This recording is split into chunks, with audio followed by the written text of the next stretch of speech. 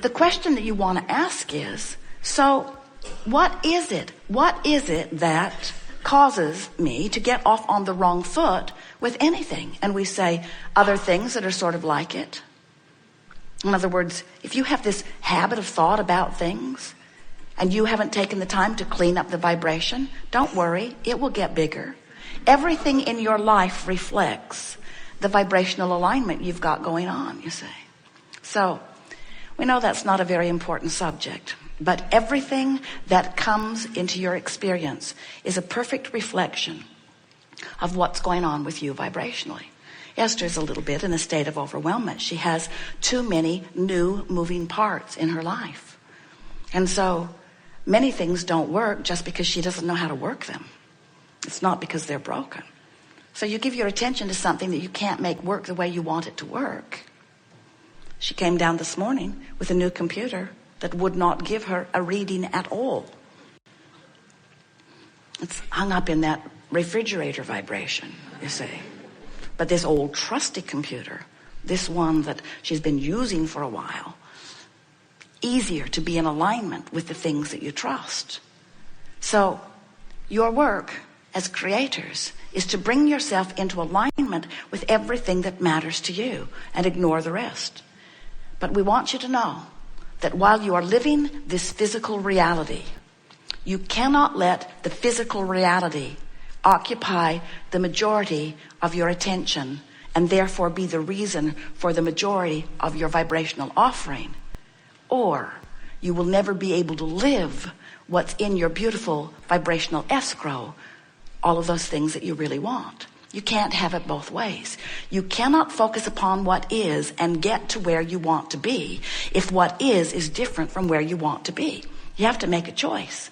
And we think the choice that you must make, and the reason that it's a little hard for you, is because the physical reality that surrounds you, the personalities of the people that you know, the conditions of your current experience, the way your body feels, the way your finances are, the way your vehicles are, the life that you're living and all of the components of it.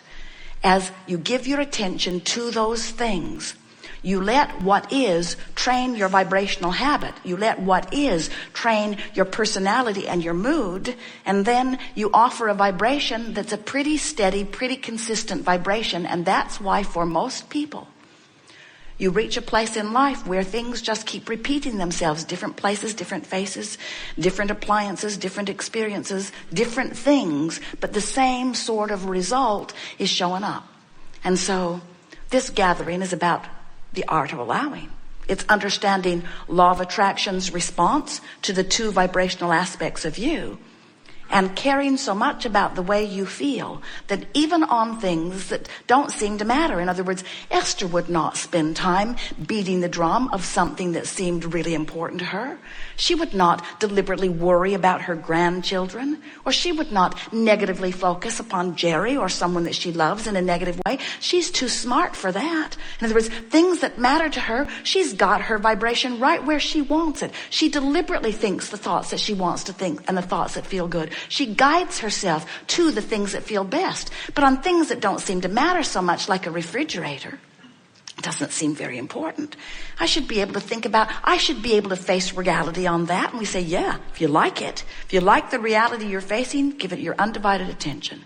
But if you don't, clean it up. And what we've noticed for all of you is that it's not the big issues that make up the balance of your vibrational offering. It's the little issues. It's how you feel when you're driving in traffic. It's how you feel every time you open that drawer and it's a mess and you can't find anything in it. It's how you feel about the day-to-day experiences that you're having. It's how you feel about the people you're working with and the personality conflicts or alignments that you have. In other words, the things that are rolling across your mind on a pretty steady basis, they set the tone of your vibrational frequency. And so you just got to ask yourself, is my frequency anywhere near the frequency of who I really am? Is my chronic frequency anywhere near the vibrational reality that's in the process of becoming? We want you to know this vibrational reality that we're talking about, It's not something to just discard as non-reality. It is the preface to all that you call really reality. Real reality, real life reality is always prefaced by a vibrational reality. There is nothing that you see or know, none of this knock on wood stuff, none of this stuff that you're translating vibrationally through your eyes and ears and nose and mouth and fingertips. Nothing that is the reality that you call reality is anything more than extended vibrational reality. This is where it all starts, and this is where 99.99% of it becomes before you see it. This reality is valid, it's vivid, it's real, and it's worth turning your undivided attention toward. So, as we move forward, we want to assist you in coming to a newfound resolution that, of course, you're going to explore contrast. It's why you're here. You're leading edge creators intending to explore contrast. Without the contrast, you could not come to new expansive conclusions. Of course you're going to explore it. And of course you're going to see what you don't want. And of course it's valid for you to vividly see what you don't want. But in the moment that you're seeing what you don't want, you are rocketing a desire about what you do want, and everything that isn't physical you, the whole non-physical universe, source, that which you call God, your inner being, your soul. We can't find enough words to describe the whole of you that is now fixated on your new improved idea.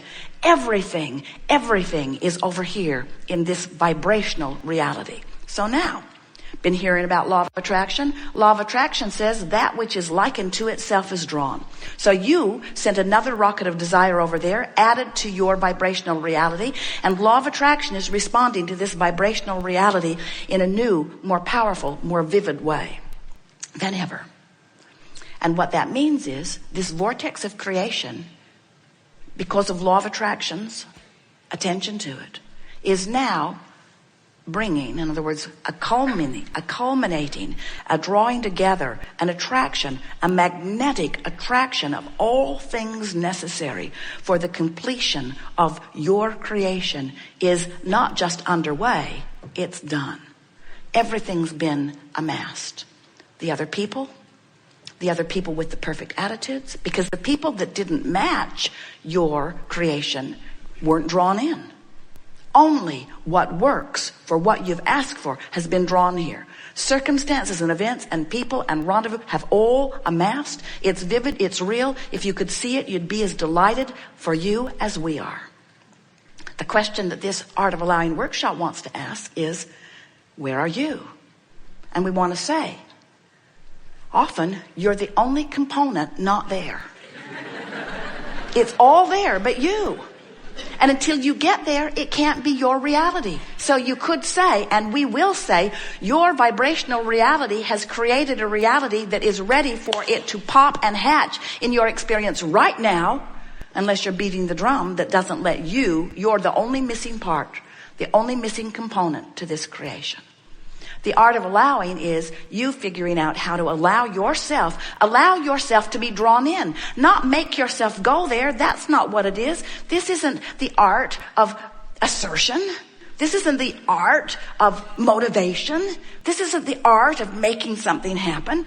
Law of attraction is bringing it all together. You've got to allow yourself. You see, the other components have allowed themselves in, and you know why? Because they are a vibrational match to what you're asking for.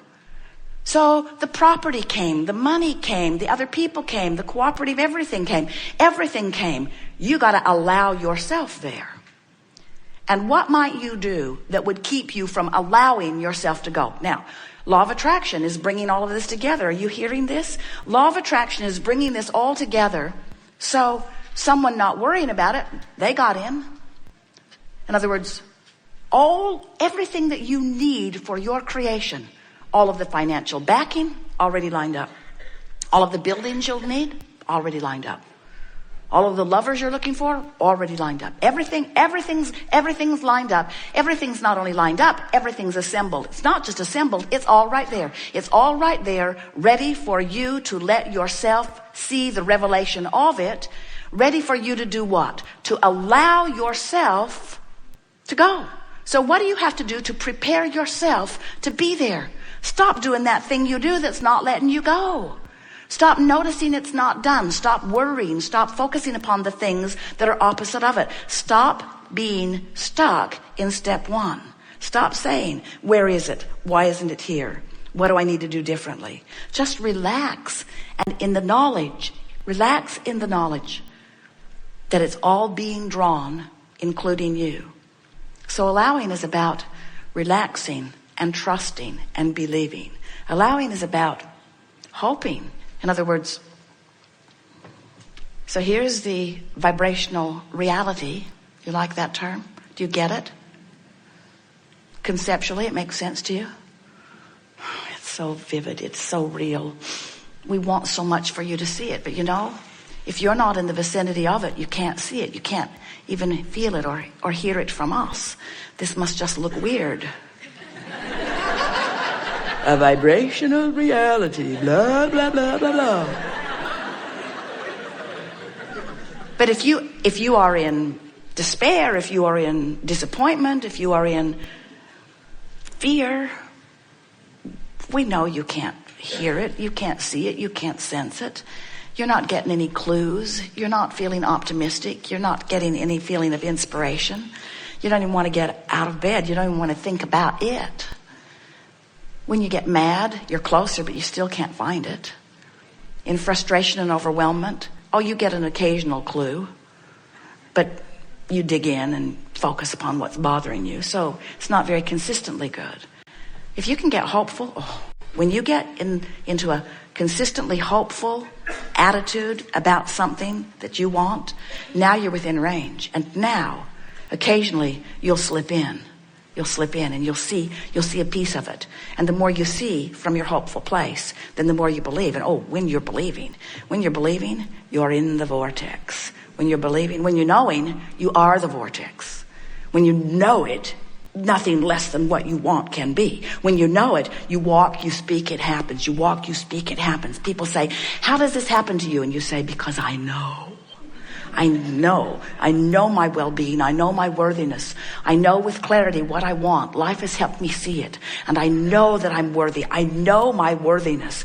I know. But meanwhile, hang around there, out there and hope. That's fine. Hope's good enough. If you can get to hope on the things that you care about, hope will bring you in enough that you'll start seeing evidence, and then you'll start believing. And once you start believing, then you're in the vortex. Then there's no separation between you and you. Then the manifestation must show itself to you. But friends, there's one thing that we really want you to understand. We're not trying to get you to to allow yourself into your vortex, because we want you to have all that stuff that's in the vortex. While we do, we want you to have everything that you've been asking for. We want you to train yourself little by little into the allowing place, because the feeling of movement toward the vortex is the sublime feeling of life working for you. We want you, even before you're in the vortex where the manifestation shows itself to you, we want you to enjoy the ride on the way to the vortex. Now think about it. As Jerry and Esther are traveling from Phoenix to San Diego, most of the way they're not in San Diego. Let's call San Diego the vortex. Jerry calls it the Garden of Eden. Let's call it the vortex. Let's call it the vortex. Except for that one bad refrigerator, everything's perfect.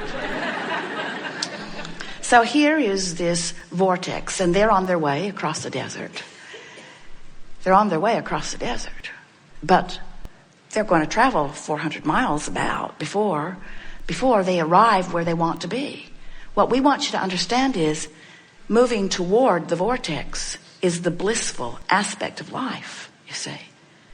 As you move from an attitude of hoping and trusting, hoping and knowing, hoping and trusting, wanting, hoping, trusting, this vortex that will eternally call you will give you the most delicious, breathtaking, vivid, tactile, visceral, delicious experience of life imaginable.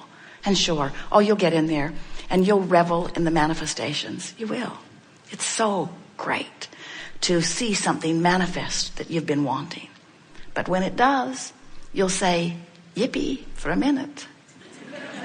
Because the process of life is going to always keep another vibrational reality out there before you.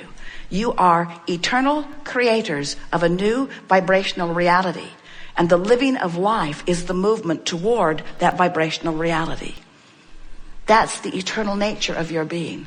And if you get hung up for very long in an awareness that you're not getting something that you want, and then you turn that into the artful habit of beating the resistance.